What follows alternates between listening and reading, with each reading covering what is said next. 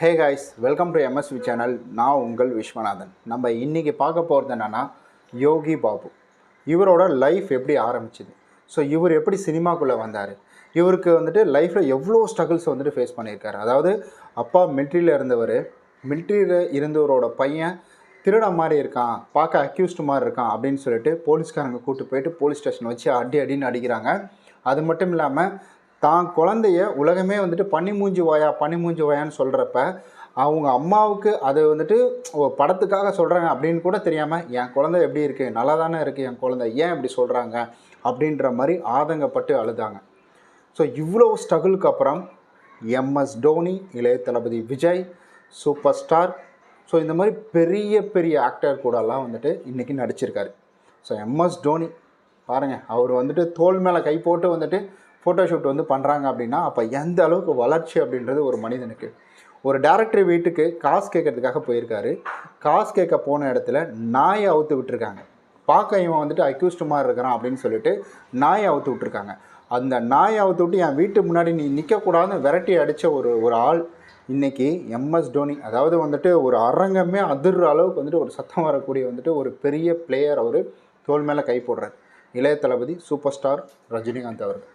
So இந்த மாதிரி பாருங்கள் எவ்வளோ பெரிய சாதனை. ஆனால் அன்றைக்கி நாயை அவுத்து விட்டக்குள்ளே இவர் என்ன நினச்சார்னா, இதெல்லாம் எதுக்குடா, நமக்கு மாதம் ஏதாவது வந்துட்டு ஒரு 10,000 5,000 சம்பளம் வாங்கினோமா, சாப்பிட்டோமா, நிம்மதியாக வந்துட்டு வாடகை கொடுத்தோமா, சந்தோஷமாக இருந்தோமா அப்படின்ற மாதிரி நம்ம லைஃப் போயிருக்கலாம் அப்படின்ற மாதிரி யோசிச்சாராம். ஆனால் இன்றைக்கி ஒரு நாளைக்கு வந்துட்டு 5 லட்ச ரூபா வரைக்கும் சம்பளம் அப்படின்றத வாங்குறாரு. ஒரு நாளைக்குங்க, ஒரு வருஷத்துக்கெலாம் கிடையாது, ஒரு மாதத்துக்கெலாம் கிடையாது, ஒரு நாளைக்கு வந்துட்டு 5 லட்ச ரூபா அப்படின்ற சம்பளம் வாங்குறாரு. சரி வாங்க, அவரோட லைஃப் எப்படி ஜேர்னி ஆச்சு அப்படின்றத வந்துட்டு பார்க்கலாம். முதல்ல நடிப்புக்காக வந்துட்டு சென்னை வர்றவங்க. ஸோ நடிப்புக்காக சென்னை வர்றவங்க எங்கே போகிற இடம் ஏவிஎம் ஸ்டுடியோ. இந்த இடத்துல இவரும் வந்துட்டு போகிறார். இவரோட தோட்டத்தை பார்த்த உடனே எல்லாருமே இவர் ஏதோ வந்துட்டு இங்கே திருட வந்திருக்கிறாரு, இங்கே ஏதோ ஒரு விஷயம் பண்ண வந்திருக்கிறான் போல், ஆள் பார்க்கவே ஒரு மாதிரி இருக்கானே அப்படின்னு சொல்லிட்டு. அவர் சின்ன வயசு ஃபோட்டோ இருந்தேன்னா இங்கே போகிறேன் நான், அதாவது ஒரு 5-10 வருஷத்துக்கு முன்னாடி இருந்த ஃபோட்டோ இருந்ததுன்னா இந்த சைடு கொடுக்குறேன் பாருங்கள் மறக்காமல். ஸோ அவர் பார்க்கக்குள்ளே பார்த்தீங்கன்னா ரொம்ப ஒல்லியாக இருப்பார். இப்போயும் நான் கொஞ்சம் ஃபேட்டாக கொஞ்சம் இதுவாக இருக்கார், பப்ளி மாதிரி இருக்கிறாரு. பட் இதுக்கு முன்னாடி ஃபேட்டாக இருப்பார், தலைமுடி பெருசாக இருக்கும். ஸோ இப்படி இருக்கக்குள்ளே இவரோட தோற்றத்தை பார்த்து நிறைய பேர் இவர் வந்துட்டு அக்யூஸ்ட் அப்படின்னு வந்துட்டு சொல்லியிருக்காங்க. ஸோ இவர் அதுக்கப்புறம் ஸ்டூடியோ போகிறாரு. அப்படி இப்படின்னு ஒவ்வொருத்தராக பிடிச்சி ஏதோ ஒன்று வந்துட்டு ஒரு சைடு ஆக்டர் இந்த மாதிரிலாம் வந்து நடிச்சிட்டு இருக்கிறாரு. இப்படி நடிச்சுட்டு ஒரு நாள் இவர் வந்துட்டு வீட்டுக்காக, அதாவது ரூமுக்காக வந்துட்டு நடந்து வந்துட்டுருக்கிற வழியில் அப்போலாம் அந்த கிருஷ்ணாயில் ஊற்றி கொலை பண்ணுறாங்க பார்த்தீங்களா, அந்த சைக்கோலாம் இருப்பாங்கள்ல, அந்த மாதிரி இது வந்துட்டு அந்த சமயத்தில் அதிகம். அப்போ இவர் என்ன பண்ணுறாருனா, அந்த ரோட்டில் நடந்து வந்துட்டுருக்கிற போலீஸ்காரங்க இவர் பிடிச்சிட்டு போயிட்டு நீ பார்க்க கொலகார மாதிரியே இருக்காடா அப்படின்னு சொல்லிட்டு இதுக்குள்ளே வச்சு அடின்னு வந்துட்டு அடிச்சிருக்கிறாங்க. இவரும் சொல்லியிருக்காரு, நான் இதில் நடிச்சிருக்கேன் அதில் நடிச்சிருக்கீங்க அப்படின்னு சொல்லியிருக்காரு. அப்போ தான் பெருசாக மொபைல் அப்படின்றது இது கிடையாது இல்லைங்களா. இதெல்லாம் வந்துட்டு லொல்லு சபா வந்த காலத்தில், லொல்லு சபா வர்றதுக்கு முன்னாடி இதெல்லாம் வந்துட்டு நடந்துட்டு இருக்குது. அதுக்கப்புறமேட்டு தான் இவர் லொல்லு சபாக்குள்ளே வந்துட்டு வராரு. ஸோ இப்படி இவரை போலீஸ் ஸ்டேஷன் வந்து அடித்து அதுக்கப்புறம் அடுத்த நாள் வந்துட்டு இவர் விட்டுறாங்க. அதற்கு அடுத்தது என்ன நடக்குதுன்னு பார்த்தீங்கன்னா, என்னடா பண்ணுறது, நம்ம வாழ்க்கை இப்படியே போயிட்டுருக்கே அப்படின்னு சொல்லிட்டு அடுத்த கட்ட மூவுக்காக இவர் போகிறாரு. அதாவது ஒவ்வொரு இடமா ஏறி இறங்குறாரு. இப்போ இப்படி ஏறி இறங்கக்குள்ள தான் ஒரு கட்டத்தில் இவருக்கு வந்துட்டு ஒரு சம்பளத்தை சொல்லி இவரை கூட்டு போகிறாங்க வேலைக்காக. அதாவது வந்து படம் ஷூட்டிங்காக தான் சைடு ஆக்டர் மாதிரி கூட்டு போகிறாங்க. அப்படி கூட்டு போயிட்டு அதாவது எல்லா இதையுமே முடிச்சிட்டாங்க. எல்லாமே ஷூட்டிங்லாம் முடிஞ்சிச்சு. ஒரு வாரம் போயிருக்காங்க. ஒரு நாளைக்கு வந்துட்டு ஒரு 400 ரூபா, ஒரு தோராயமாக ஒரு 400 ரூபான்னு வச்சுக்கோங்களேன். இந்த மாதிரி வந்து கொடுக்குற வந்துட்டு சொல்லி கூட்டு போகிறாங்க. அப்படி கூட்டு போயிட்டு எல்லாம் முடிஞ்சதுக்கப்புறம் வெறும் 50 ரூபா கணக்குப்படி வந்துட்டு ஒரு 700 ரூபா இந்த மாதிரி வந்துட்டு கையில் கொடுக்குறாங்க. அப்போ இவர் வந்துட்டு கேட்குறாரு, என்னங்க இப்படி சொல்லி தானே கூப்பிட்டு வந்தீங்க, ஏன் அப்படி சொல்கிறீங்க அப்படின்னு சொன்னதுக்கு, மூஞ்சிக்கெல்லாம் இதுவே வந்துட்டு அதிகம்டா, அதனால் கிளம்பு அப்படின்னு சொல்லி திட்டிடுறாங்க. இவர் ஏன்னா அந்த காசு அந்த டைமில் அந்த காசு இருந்தால் தான் இவருக்கு வந்துட்டு வாடகை கொடுக்குறதா இருக்கட்டும், சாப்பிட்றதா இருக்கட்டும், எல்லாமே நடந்துகிட்ருக்கும். அப்போ இவர் என்ன செய்கிறாருன்னா, மறுபடியும் வந்துட்டு அங்கேயே போகிறாரு. அந்த கூட்டு போனாங்க பார்த்தீங்களா ஷூட்டிங்க்கு, அவங்கள்ட்ட போய் கேட்குறாங்க, இல்லைங்க தயவு செஞ்சு கொடுங்க, எனக்கு ரொம்ப கஷ்டமாக இருக்குது அப்படின்னு சொல்லி இவர் தொடர்ந்து போயிட்டே இருக்க இவன்ட்ட என்னடா இதே ரோதனையாக போச்சு, நீ போய் வந்துட்டு டேரக்டர் வீட்டில் போய் கேட்டுக்கோ, அவரை போய் கேட்டுக்கோ, ப்ரொடியூசர்கிட்ட போய் கேட்டுக்கோ அப்படின்னு வந்து சொல்ல. அப்போ இவர் என்ன பண்ணுறாருன்னா, அங்கேருந்து ப்ரொடியூசரோட வீட்டுக்கு போகிறாரு. அங்கே இருக்க வந்துட்டு அந்த ப்ரொடியூசரோட ஒய்ஃப் என்ன பண்ணுறாங்கன்னா, ஆள் பார்க்க ஒரு மாதிரி இருக்கிறதுனால அவங்க என்ன பண்ணுறாங்கன்னா, அங்கேருந்து நாயை அவுத்து விட்றாங்களாம். நாயை அவுத்து விட்டு நீ வீட்டுக்குள்ளே வரக்கூடாது, யாரா நீ பார்க்க ஒரு மாதிரி இருக்கிற, நீ எல்லாம் படம் நடிக்கிற அப்படின்னு சொல்லிட்டு நாயை அவுத்து விட்டு துரத்து விட்டாங்களாம். ஸோ இவர் அதுக்கப்புறம் என்ன பண்ணுறதுனே தெரியாமல் ஒரு இடத்துல போயிட்டு ரொம்ப ஒரு வெக்ஸாகி வந்துட்டு உட்கார்றாரு. அதுக்கப்புறமேட்டுக்கு தான் இந்த லொல்லு சபா அப்படின்ற ஒரு விஷயத்துக்குள்ள போகிறாரு, உள்ளே போகிறாரு.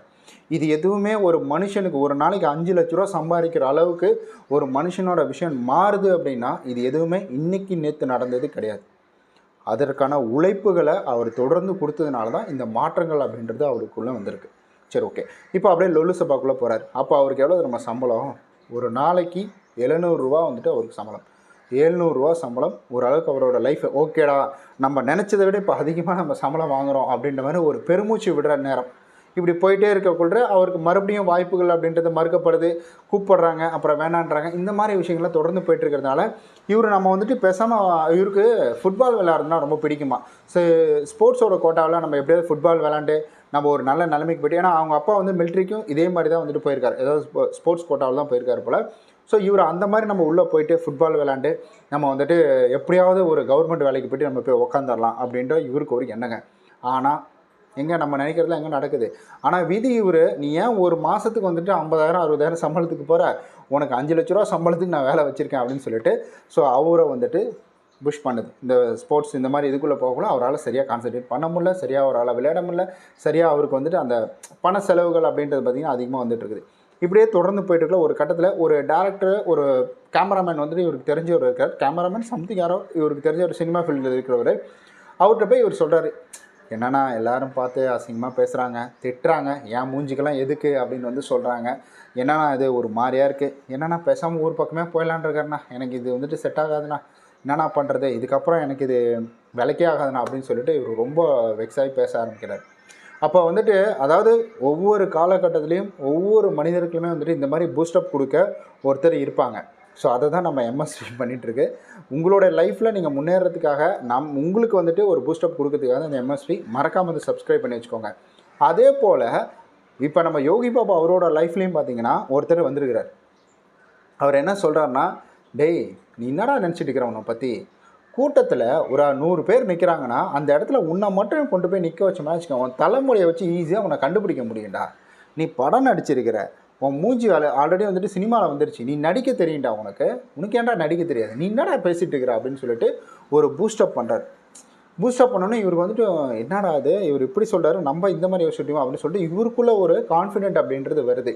அப்போ என்ன பண்ணுறாருன்னா, உன் நல்ல எண்ணத்துக்கு கண்டிப்பாக எல்லாம் நல்லது நடக்கும்டா அப்படின்னு சொல்லிட்டு, ஏன்னா முருகன் பக்தர் அவர், கடவுள் உனக்கு நல்லது பண்ண வரப்போடா அப்படின்னு சொல்லிட்டு ஒரு விட்டுறாரு. அதுக்கப்புறமேட்டுக்கு தான் இவர் வந்துட்டு ஒரு இது போகிறாரு. அதாவது தெரிஞ்சவங்கள்ட்டெல்லாம் கேட்பாங்க இல்லைங்களா, அந்த வகையில் தான் வந்துட்டு இவருக்கு கிடைக்கக்கூடிய படம் யாமிருக்க பயமேன் அப்படின்ற ஒரு பேய் படம் வந்துட்டு கிடைக்கிது. அந்த பேய் படத்தில் கம்மியான ரோல் அப்படின்னாலும் சரிங்க, இந்த பன்னிமூஞ்சி வாயா அப்படின்ற ஒரு கேரக்டர் அப்படின்றது பார்த்திங்கன்னா எல்லாரோட மனசுலையும் பார்த்திங்கன்னா நின்றுச்சு. ஸோ அது ஒரு டர்னிங் பாயிண்ட், பிரேக்கிங் பாயிண்ட் அப்படின்னு சொல்லுவாங்க பார்த்திங்கன்னா, அதுதான் அந்த இடத்துல அவருக்கு வந்து கிடச்சிருக்கு. ஸோ இந்த இடத்துல இவர் அந்த பிரேக்கிங் பாயிண்ட்டை கரெக்டாக பயன்படுத்தினார். இன்றைக்கி வந்துட்டு அவரோட பேரை கேட்டாலே இங்கே வந்துட்டு ஒரு அவரோட காமெடியை தேடி போய் பார்க்குறவங்க, அவர் இருக்கிறதுக்காகவே இந்த படத்தை போய் பார்க்குறவங்க அப்படின்றது பார்த்திங்கன்னா ஏராளமான ஒரு பேர். அப்போ தான் இந்த படம் வந்துட்டு ரிலீஸ் ஆகிடுச்சு, சக்ஸஸ் ஆகிடுச்சு, இவரோட பேர் வருது, அடுத்தடுத்து இவரை வந்து புக் பண்ணுறாங்க. அந்த சமயத்தில் தான் இவர் வந்து திருமணஞ்சேரி அப்படின்ற வந்துட்டு ஒரு கோயிலுக்கு வராரு. ஸோ கோயிலுக்கு வராரு, அந்த கோயிலுக்கு வந்து இவர் சாமி கும்பிட்றதுக்காக வராரு.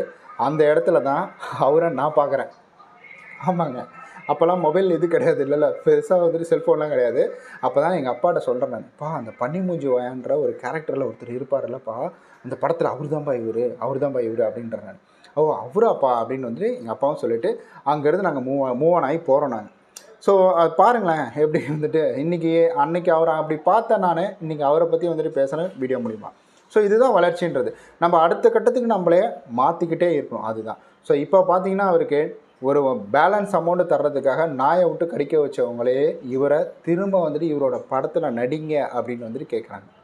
ஒரு நாளைக்கு நான் 10 லட்சம் கூட உங்களுக்கு சம்பளம் தரேன், நீங்கள் வந்து நடித்து கொடுங்க அப்படின்னு வந்துட்டு கேட்குறாங்க.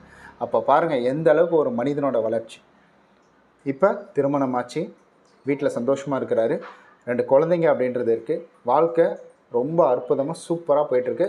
பெரிய பெரிய நடிகர்கள் கூட, பெரிய பெரிய வந்துட்டு ஆக்டர்ஸ் கூட, ஏன்னா வந்துட்டு நயன்தாரா அவங்க கூட. ஸோ இந்த மாதிரிலாம் நிறையா வந்துட்டு காம்பினேஷன் போட்டு இன்றைக்கி வேறு லெவலில் நிற்கிறவர் தான்.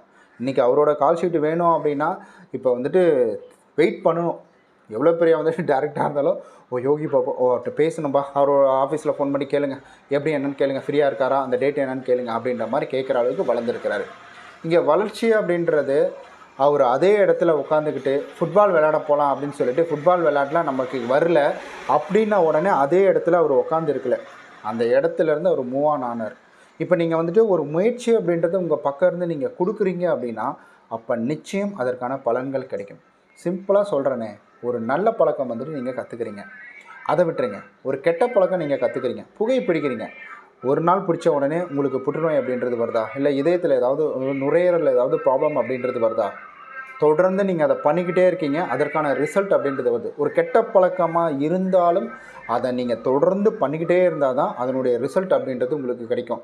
அப்போ நல்ல பழக்கம் மட்டும் நம்ம உட்காந்துருந்த உடனே நமக்கு கிடைச்சிருமா? அதுக்கும் நம்ம போராடணும், அதுக்கும் நம்ம சைட்லேருந்து உழைப்பு அப்படின்றது கொடுத்துக்கிட்டே இருக்கணும். ஒரு ஜிம்முக்கு போகிறவங்க வெறும் ஜிம்முக்கு போயிட்டு வந்துட்டு இருந்தால் போதாது, அங்கே போய் ஒர்க் அவுட் பண்ணணும். அதேமாதிரி லைஃப்பில் முன்னேறணும்னு நினச்சிட்டா மட்டும் போதாது, அதற்கான வேலைகளை வந்துட்டு நம்ம செய்ய ஆரம்பிக்கிறோம். ஓகே நண்பர்களே, ஸோ இதை பார்த்த உடனே எனக்கு ரொம்ப சூப்பராக இருந்துச்சு, ரொம்ப இன்ஸ்பயராக இருந்தது. அதுக்காக தான் இதை உங்கள்கிட்ட சொன்னேன். ஸோ நம்மளும் வந்துட்டு இந்த மாதிரி கஷ்டப்பட்டுட்டு இருப்போம், 10 பைசா இருக்காது, ஏதோ ஒரு வகையில் இந்த வீடியோ பார்த்துட்ருப்பீங்க. உங்களையும் நான் சொல்கிறேன், நிச்சயம் நீங்களும் ஒரு நாள் இந்த அளவுக்கு வளர்ந்து நிற்பீங்க. உங்களை பற்றியும் நம்மளுடைய வந்துட்டு எம்எஸ்வி சேனலில் நான் பேசுகிறேன். பாய்.